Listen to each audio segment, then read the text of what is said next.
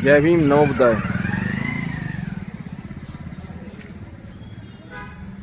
साथियों, आज फतेहपुर असौला गांव में यहाँ पर धम्म देशना का और धम्मचारिका का प्रोग्राम रखा गया है, जिसमें हमारे साथियों ने आना शुरू कर दिया है और आहिस्ता आहिस्ता सभी लोग इकट्ठा हो रहे हैं। व्यवस्था को दुरुस्त किया जा रहा है, तो मैं आप सभी को लेकर के चलता हूँ। सभी लोग आ रहे हैं आहिस्ता आहिस्ता।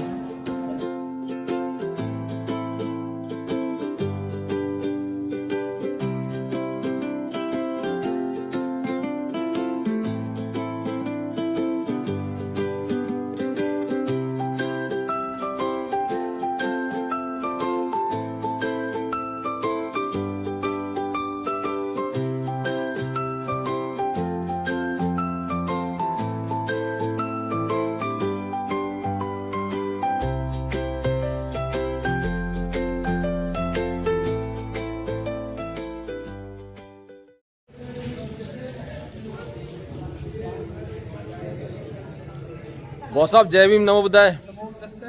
कैसे हैं सर?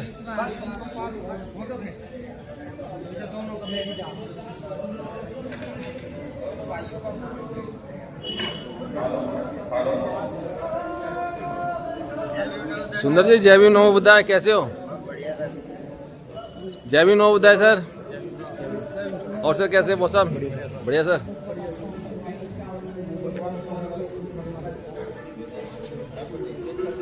बॉस साहब, जय भीम नवोदय। जय भीम नवोदय सभी को जय भीम नवोदय।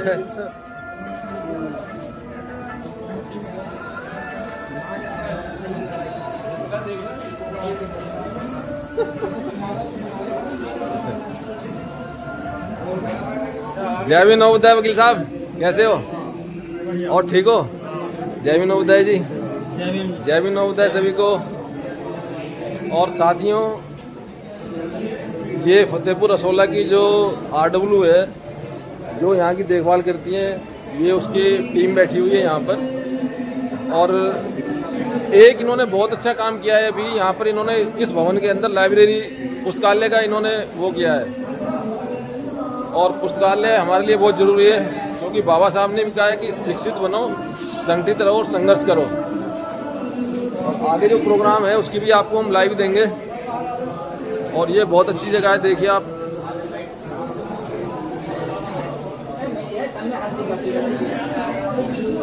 और सर ठीक हो?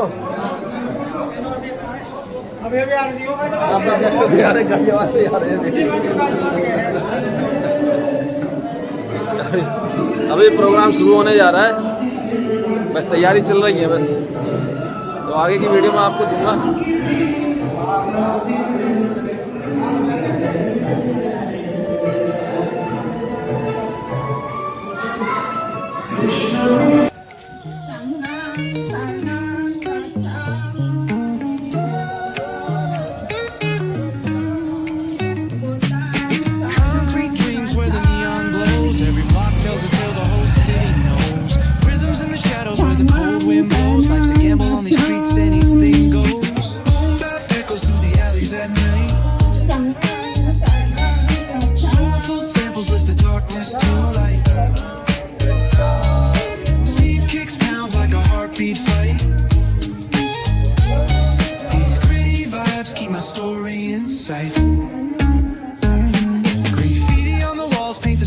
Climb. The clock keeps spinning, but I'm owning my time. Words like puzzle pieces fitting tight in the rhyme. Snares punch louder than the city's own chime. Boom bap echoes through the alleys at night. Soulful samples lift the darkness to light. Deep kicks pounds like a heartbeat fight. These gritty vibes keep my story in sight. Lights flicker on this endless trail. Each corner whispers a hero fail. Smooth flow cutting through the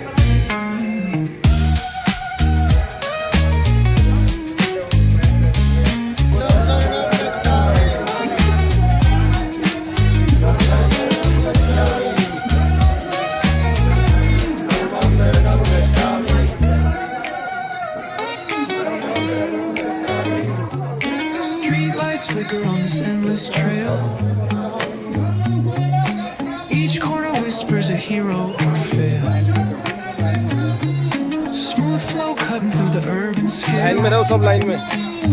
where truths are spoken and tales unveiled. Echoes through the alleys at night. Soulful samples of the darkness till light.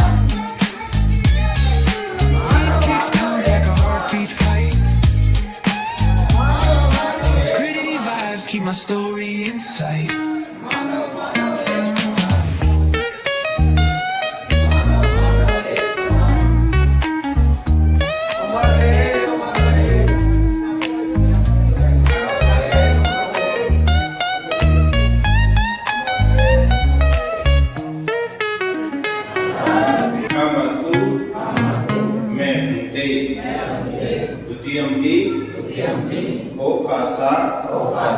वन्नामि भन्ते द्वारत्यं कत्सपं अपराधं क्षमतु मे भन्ते ततियम्पि ओकासा वन्नामि भन्ते द्वारत्यं कत्सपं अपराधं क्षमतु मैं भन्ते।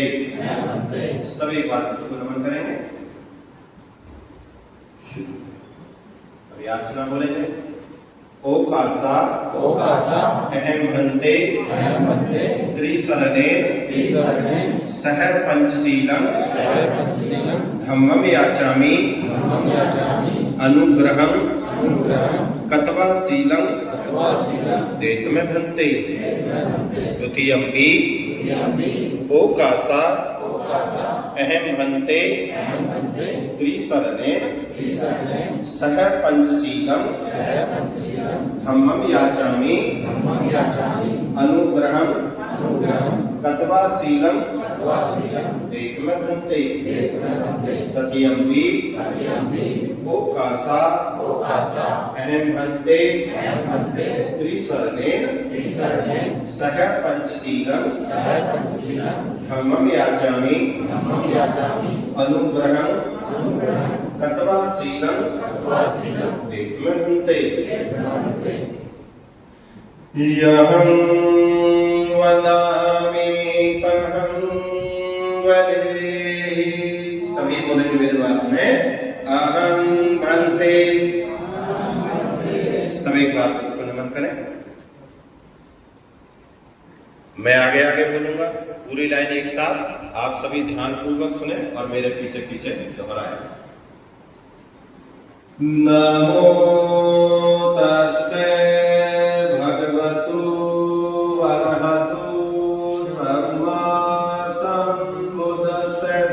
नमो तस्से भगवतु अरहतु सम्मा सम्बुद्धस्से। नमो तस्से भगवतु अरहतु सम्मा सम्बुद्धस्से। नमो तस्से भगवतु अरहतु सम्मा सम्बुद्धस्से। नमो तस्से भगवतु अरहतु सम्मा सम्बुद्धस्से।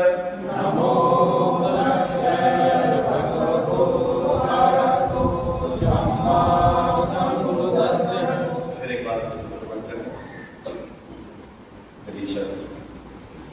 बुद्धं शरणं गच्छामि।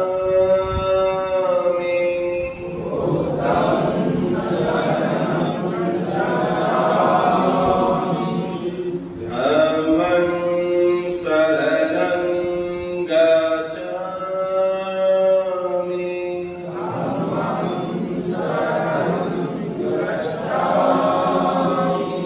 संघं शरणं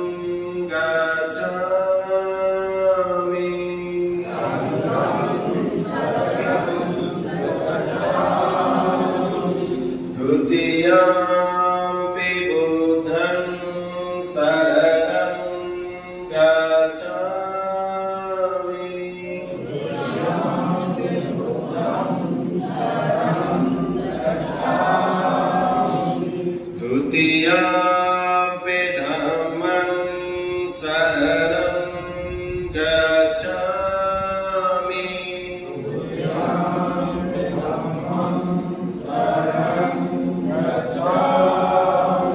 तुतीयापि संघं शरणं गच्छामि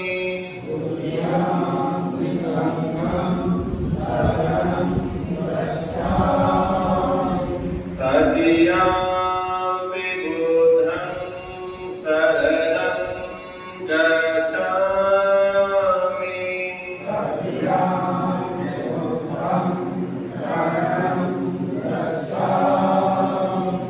तदीयापि धम्मं शरणं गच्छामि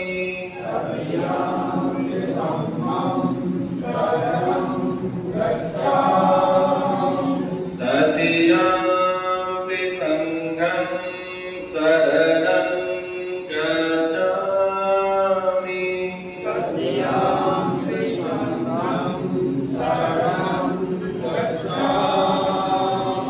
फिर एक बार गुरुमत करेंगे पंचसूत्र। पहली बात यह है अपने जीवन की सभी बुराइयों को त्याग करें। अपने जीवन की सभी बुराइयों को त्याग करें। अभी बुराई कैसे पता चलती है? इसके लिए मापदंड है। क्या मापदंड है? बुद्ध के पंचशील सिद्धांत, ये मापदंड है। पाणातिपाता वेरमणि सिक्खापदं समादयामि। मैं मन, वाणी और शरीर से ऐसा कोई कर्म नहीं करूंगा जिससे किसी जीव को किसी प्रकार का कष्ट दुख तकलीफ होती हो। ऐसा कोई भी कर्म ना करें। लेकिन हम क्या करते हैं? हम स्वाद में इतने अंधे होते हैं कि बकरे को भी काटो, मुर्गे को भी काटो, उसको भी काटो, उसको भी मारो, उसको भी मारो, और फिर अपने आप को बुद्धिस्ट भी कहते हैं। जीवों के प्रति हमारे मन में दया नहीं है, फिर भी हम अपने आप को बुद्धिस्ट कहते हैं। बुद्ध कहते हैं वैर से वैर कभी समाप्त नहीं होता, वैर को अवैर से ही समाप्त किया जा सकता है। और हम दुनिया में वैर ही फैला रहे, नफरत ही फैला रहे, तो फिर हम काय के बुद्धिस्ट हुए? इसलिए उपासक और उपासिकाओं, पंचशीलों में पहला शील है कि हमें सब जीवों के प्रति मैत्री भाव रखना चाहिए। और ये मैत्री भाव पैदा करने का केवल एक ही सूत्र है, और वो बात अपने दिमाग में बैठा लें। क्या सूत्र है? कि इस दुनिया में सभी लोग समान रूप से पैदा होते हैं और समान रूप से ही मर जाते हैं। इसलिए इस दुनिया में ना तो कोई किसी का मालिक है और ना ही कोई किसी का दास है। हम सब एक मित्र के रूप में इकट्ठा होते हैं और गृहस्थ रूपी गाड़ी को आगे चलाते हैं। ये बात जितना जल्दी दिमाग में आ जाए उतना जल्दी घर खुशहाल हो जाता है। अब ये बात आए नहीं। अब आप सोचें कि जो है आप बाबा साहब के नारे लगाएं, बाबा साहब का गुणगान करें, भगवान बुद्ध का गुणगान करें, दुनिया भर की बातें करें, और अपने घर के अंदर औरत को आप सताएं, उसे डांटें, उसे गाली गलौज करें, मारपीट करें, बुरा भला कहें, तो फिर व्यर्थ क्या? व्यर्थ है। जब आपके घर के अंदर आपके अंदर इतनी मैत्री नहीं जाएगी कि जिस प्रकार से इस घर को चलाने में आप सहयोग प्रदान कर रहे हैं, उसी प्रकार आपकी पत्नी तो आपको सहयोग प्रदान कर रही है। आप घर से बाहर जाते हैं कमाने के लिए, पैसा इकट्ठा करके लाते हैं, तो आपकी पत्नी भी तो उस घर को संभालती है, बच्चों को खाना बनाती है, घर की साफ सफाई करती है, कपड़े धोती है, प्रेस करती है, सारे काम करती है, वह भी तो सब काम करती है। लेकिन हम नहीं समझते। क्यों? क्योंकि पुरुष प्रधानता हमारे दिमाग में आज भी घुसी हुई है। भले ही आप अपने आप को अम्बेडकरवादी कहते रहो, भले ही अपने आप को बुद्धिस्ट कहते रहो, ये पुरुष प्रधानता ही है। और ये पुरुष प्रधानता ही वैदिक संस्कृति है। वैदिक संस्कृति ही पुरुष प्रधानता है और समण संस्कृति जो है स्त्री प्रधानता है। इस बात का दिमाग में अगर आपके अंदर ये गुण है तो दिमाग में बैठा लेना कि अभी आप वैदिक ही हो, कह रहे हो बुद्धिस्ट पर हुए नहीं हो, मन से आपने अभी तक आपने स्वीकार नहीं किया। जबकि अगर रियल बुद्धिस्ट होता है उसका एक ही मतलब होता है कि आप जो है सभी के प्रति मैत्री भाव रखें। अपनी पत्नी के प्रति भी, अपनी बेटी के प्रति भी, समाज में जो लोग हैं उनके प्रति भी, पक्षियों के प्रति भी, पशुओं के प्रति भी, अन्य जीव जंतुओं के प्रति भी। दूसरा चीज बताते हुए बुद्ध क्या कहते हैं?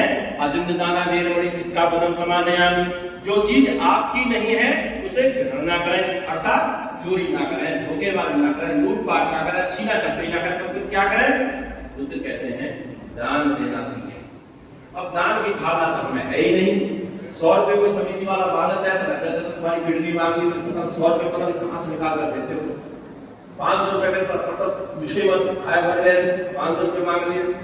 कुछ तो समाज में ऐसे ही लोग होते हैं 100 रुपए दे दी 14 रुपए तो बस बाबा साहब हमने तुम्हारा एहसान खत्म कर दिया, बात खत्म हो गई, 100 रुपए दे दी, बात खत्म।